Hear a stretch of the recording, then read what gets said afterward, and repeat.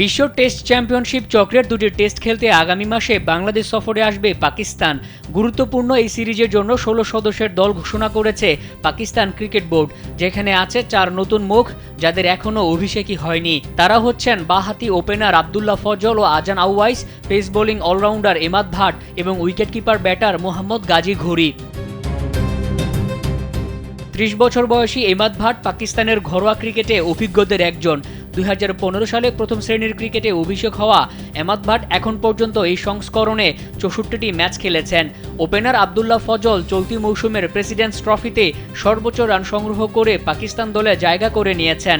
মার্চে বাংলাদেশের বিপক্ষে ওয়ানডেতে অভিষেক হয়েছিল গাজী ঘুরির। এবার টেস্ট দলেও ডাক পেয়েছেন প্রেসিডেন্টস কাপে পারফরমেন্স করে।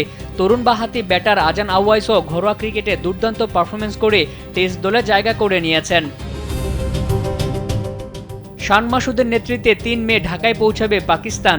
সিরিজের প্রথম টেস্ট ৮ মে ঢাকার শেরেবাংলা জাতীয় ক্রিকেট স্টেডিয়ামে শুরু হবে। দ্বিতীয় টেস্টটি শুরু হবে ১৬ মে সিলেট আন্তর্জাতিক ক্রিকেট স্টেডিয়ামে। সর্বশেষ বাংলাদেশের মাটিতে পাকিস্তান টেস্ট খেলেছিল ২০২১ সালের নভেম্বরে। সেই সিরিজে মমিনুল হকের দলকে ২-০তে হোয়াইট ওয়াশ করেছিল বাবর আজমের পাকিস্তান। এবার শান্তর নেতৃত্বে সেই প্রতিশোধ তুলতে পারবে কি বাংলাদেশ?